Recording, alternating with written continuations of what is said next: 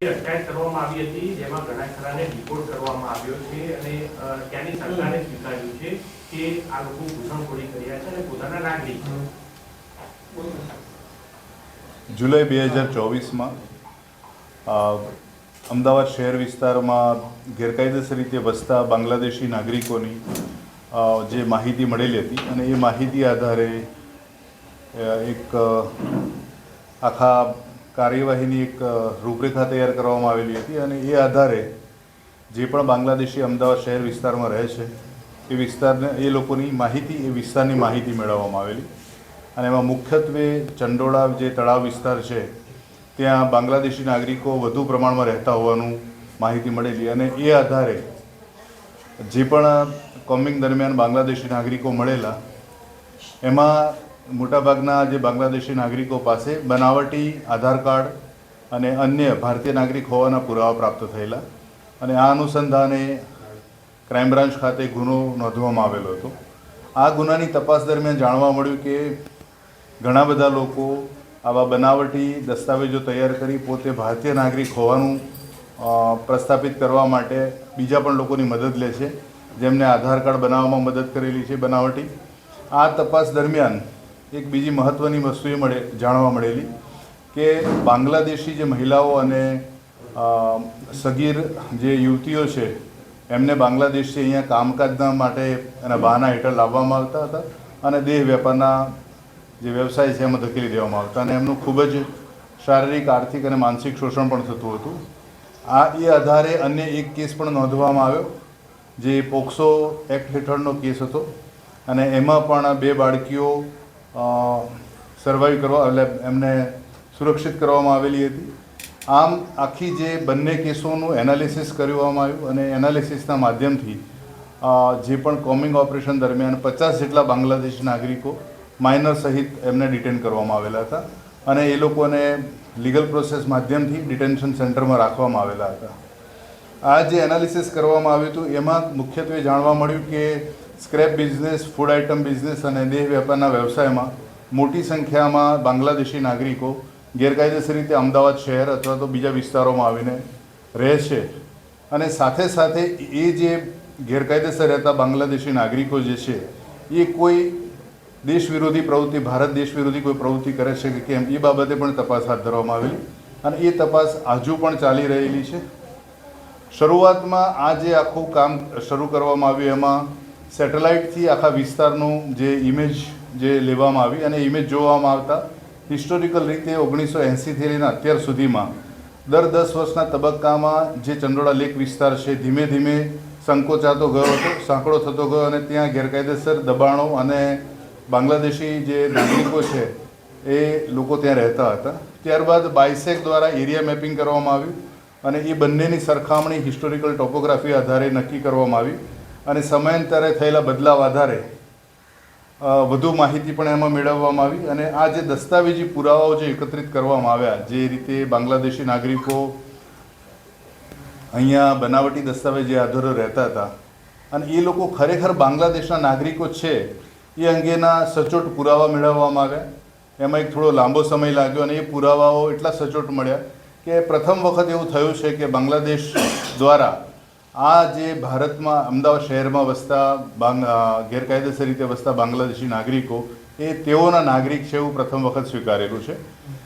અગાઉના જે ડિપોર્ટેશન થયેલા છે એમાં આ બાબતે ઘણા બધા ઇસ્યુઝ રહેલા હતા, પણ આ વખતના જે પણ જે દસ્તાવેજી પુરાવા આપવામાં આવ્યા, શરૂઆતમાં ડિટેન્શન પછી અહીંયાથી સ્પેશિયલ બ્રાન્ચ અને ત્યાંથી મિનિસ્ટ્રી ઓફ એક્સટર્નલ અફેર્સ આપણે ગુજરાત રાજ્ય ગૃહ વિભાગ દ્વારા મોકલવામાં આવ્યા અને એ જે દસ્તાવેજી પુરાવા જ્યારે બાંગ્લાદેશ એમ્બેસીને સોંપવામાં આવ્યા ત્યારે એ લોકોએ સ્વીકાર્યું અને એમણે એમના નાગરિકોને સ્વીકાર્યા છે અને સફળતાપૂર્વક આ પ્રકારની પ્રોસેસ આ પ્રથમ વખત થયેલી છે.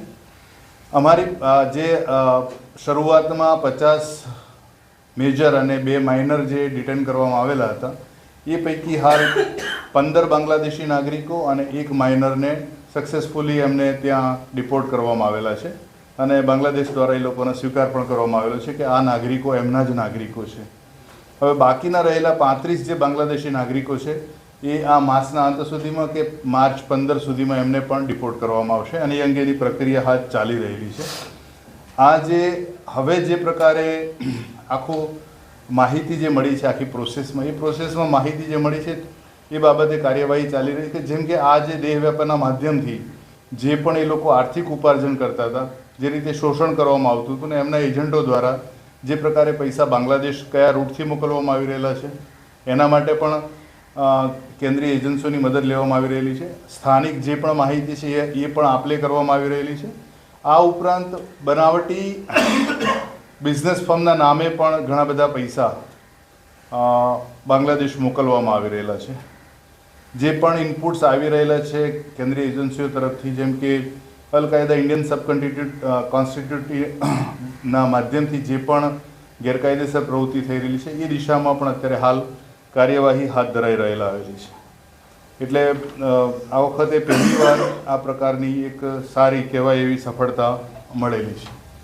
સર, કેટલા સમયથી એ લોકો ત્યાં રહેતા હતા અને જ્યાં રહેતા હતા એ મકાન ભાડે હતું, તો જેણે ભાડે મકાન આપ્યું છે એની સામે કોઈ કાર્યવાહી આપણે કરી છે એવું કંઈ છે? ચંડોળા વિસ્તારમાંથી જેટલા પણ બાંગ્લાદેશી નાગરિકો જે ગેરકાયદેસર રીતે રહેતા હતા એમને ડિટેન કરવામાં આવેલા છે.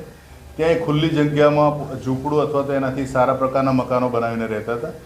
અને જે બાકીની જે માહિતી જે છે અત્યારે ઓનગોઈંગ જે પ્રકારની કામગીરી ચાલી રહેલી છે એમાં આ જે માહિતી જે અત્યારે આપેલી છે એ બીજી માહિતી અત્યારે આપી શકાય એમ નથી, કારણ કે આ અંગે વધુ કામગીરી ચાલી રહી છે. અચ્છા સર, રૂટ શું છે આ લોકોનો? બાંગ્લાદેશથી ભારતમાં કેવી રીતે પ્રવેશે છે અને અમદાવાદ સુધી કેવી રીતે આ લોકો આવે છે? બાંગ્લાદેશથી ભારતમાં પ્રવેશવાના જે પ્રકારે સરહદ છે આપણી, અને જે પ્રકારે તમે ભૌગોલિક પરિસ્થિતિ જુઓ તો નોર્થ ઇસ્ટના ઘણા બધા રાજ્યો અને બાંગ્લાદેશ આપણે પશ્ચિમ બંગાળ એ સીધું સરખી સરહદે જોડાયેલું છે. એટલે એના વિવિધ જગ્યાઓથી એ લોકો ગેરકાયદેસર પ્રવેશ કરી શકે છે.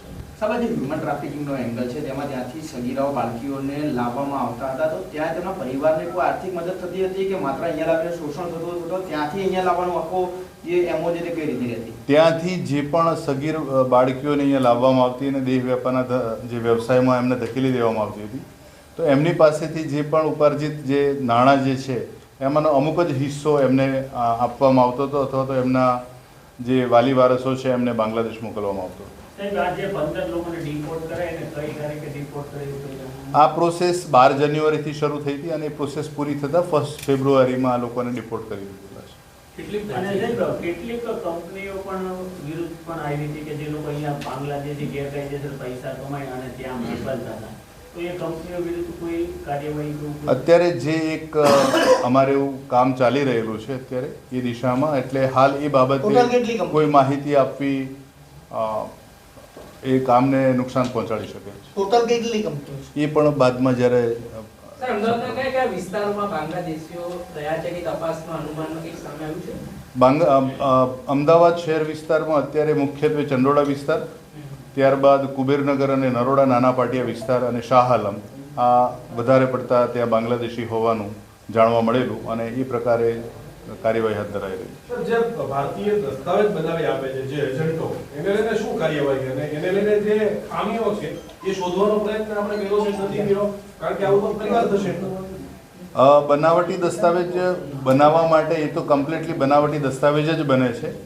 એમાં કોઈ જે પણ પ્રસ્થાપિત દસ્તાવેજો છે ભારતના નાગરિક દર્શાવવાના, એની સાથે ચેડા કરીને દસ્તાવેજો બનેલા નથી. સરખામણી રૂપે એટલે સરખા દેખાય એ પ્રકારના એમણે આ પ્રકારના દસ્તાવેજો બનાવેલા હતા. સાહેબ, આવા દસ્તાવેજો બનાવવા માટે ધારાસભ્યો અને કોર્પોરેટરોના ભલામણ પત્રો પણ તે લાવતા હોય છે. ખરેખર કોર્પોરેટરો કે ધારાસભ્યોની ખરાઈ કરીને પત્ર આપે છે કે પછી કોઈ બીને આપી દેવામાં આવે છે પત્રો?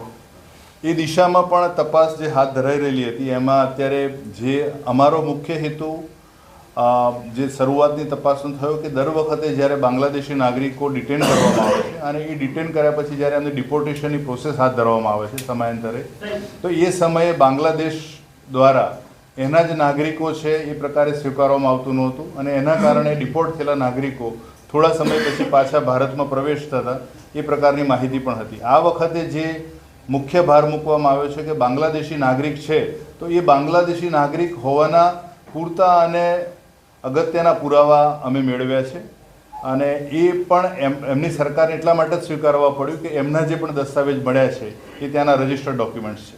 કે આ લોકોને કોઈ સ્થાવર કે જંગમ મિલકત મળી હોય અને કદાચ એ લોકો ડિપોર્ટ થઈ જશે પછી આ મિલકતોને શું કરવાનું એટલે પ્રક્રિયા શું હોય? અત્યારે તપાસ દરમિયાન એમણે કોઈ વસાયેલી મિલકતો હોય અને પ્રોપર્ટી હોય એવું ધ્યાનમાં આવશે તો એ ટાંચમાં લેવામાં આવશે. સાહેબ, આમાં બે મહત્વના મુદ્દા છે, બોગસ ડોક્યુમેન્ટ અને હ્યુમન ટ્રાફિકિંગ.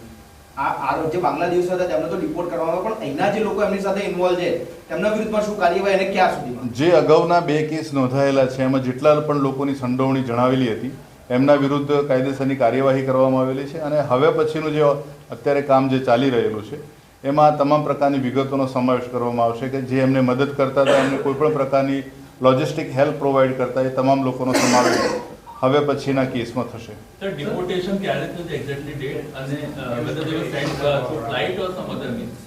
ના, એમને આપણે જમીની માર્ગે જ એમને ડિપોર્ટ કરેલા છે. અને date એમને બોગદા બોર્ડરથી ડિપોર્ટ કરવામાં આવેલા છે. સર, કોઈ રાષ્ટ્ર વિરોધી પ્રવૃત્તિમાં અથવા કોઈ ષડયંત્રમાં ભાગ ભજવ્યો એવું કંઈ તપાસમાં બહાર આવ્યું? આપણે રાજ્ય સરકારની એજન્સી દ્વારા પણ ગયા વર્ષે એક કેસ કરવામાં આવેલો હતો જે નારોલથી પકડાયેલા હતા. EQISનો કેસ હતો અને બીજી પણ એ પ્રકારની જે પણ અત્યારે જે ગુપ્ત કાર્યવાહી ચાલી રહેલી છે એ દિશામાં પણ જે પણ પરિણામ આવશે. આ 50 માંથી કોઈ વિશે સંડોવણી કેસ સામે આવી છે? 50 માંથી વાત. આ 50માં બધા જ ગેરકાયદેસર નાગરિકો છે અને એમનું થરો ઇન્ટ્રોગેશન કરવામાં આવેલું છે. એ લોકો એમના જે પણ ઉદ્દેશથી અહીંયા આવેલા હતા એમાં ભારત દેશ વિરોધી પ્રવૃત્તિનો કોઈ માહિતી મળેલી નથી. ઓકે. હિન્દી